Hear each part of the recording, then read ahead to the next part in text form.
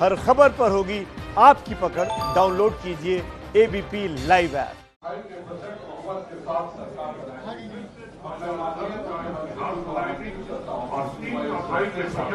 के साथ सरकार बनाएगी। अब मैं माननीय मुख्यमंत्री जी को आमंत्रित करता हूं कि वह इस प्रेस वार्ता को संबोधित करेंगे।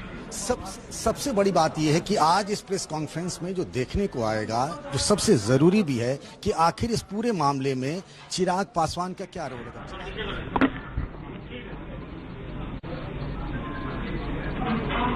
यहाँ पर उपस्थित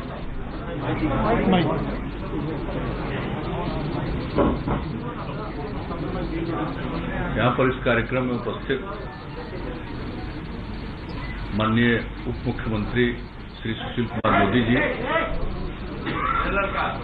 महाराष्ट्र के पूर्व मुख्यमंत्री श्री देवेंद्र फडणवीस जी, भारतीय जनता पार्टी के बिहार के संगठन प्रभारी श्री भूपेंद्र यादव जी, भारतीय जनता पार्टी के प्रदेश अध्यक्ष श्री संजय जायसवाल जी, हमारे साथी और बिहार सरकार के माननीय मंत्री प्रेम कुमार जी, और यहाँ पर उपस्थित जनता दल यू के हमारे सभी सम्मानित नेतागण, प्रदेश अध्यक्ष वशिष्ठ भाई,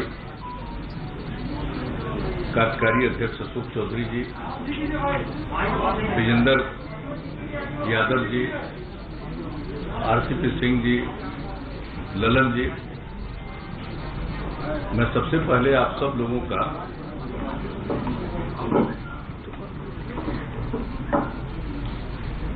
अभिनंदन करता हूं। आप इतनी बड़ी संख्या में यहां पर मौजूद हैं और यहां पर जो बुनियादी बातें हैं उसकी जानकारी संजय जायसवाल जी ने दे दी।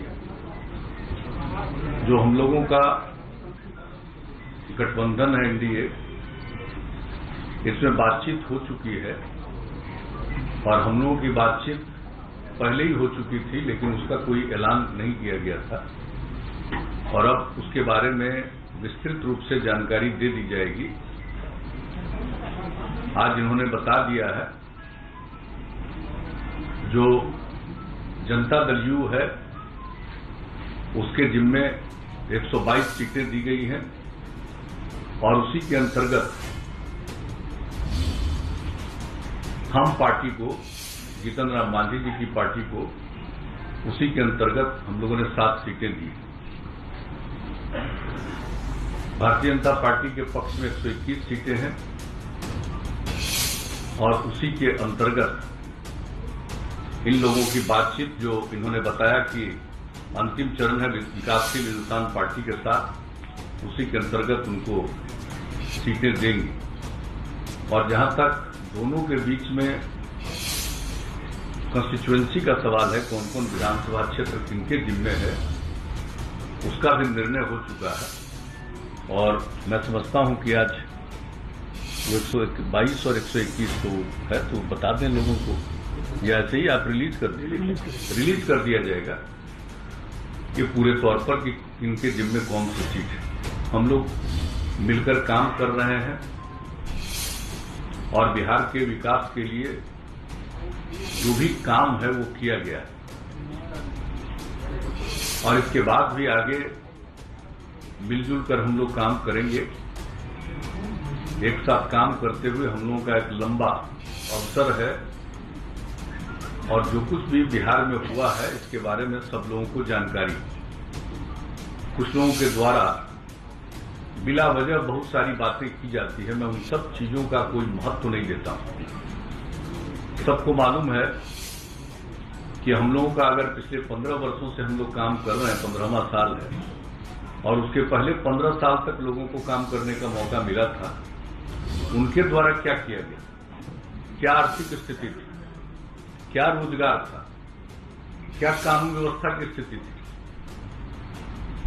कितने बड़े पैमाने पर जो हत्याएं होती थी, सामूहिक नरसंहार की घटनाएं घटती थी, क्या नहीं होता था उस समय, कितने दंगे होते थे, सारी बातों से लोगों को मालूम है। और कहां कौन सा विकास का काम था, कहीं कोई सड़क था, कोई सड़क भी ठीक से था, एक भी काम नहीं। कहां किस तरह से स्कूल चल रहा था, क्या हालत थी कॉलेजों की।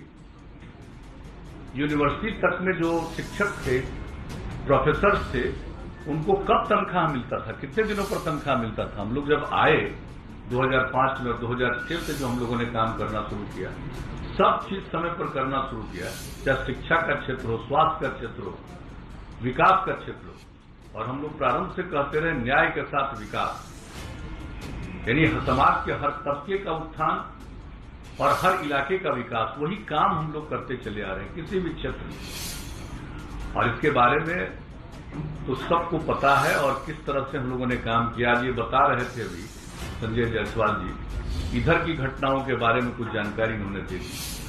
और कितना ज्यादा ये जो कोरोना का प्रकोप हुआ है दुनिया भर में, कोविड-19 से दुनिया भर के लोग प्रभावित, और कहीं नीचे जाता है फिर ऊपर जा रहा है। ये स्थिति एक दूसरे तरह की है, लेकिन हम लोगों ने बिहार में कितना काम किया।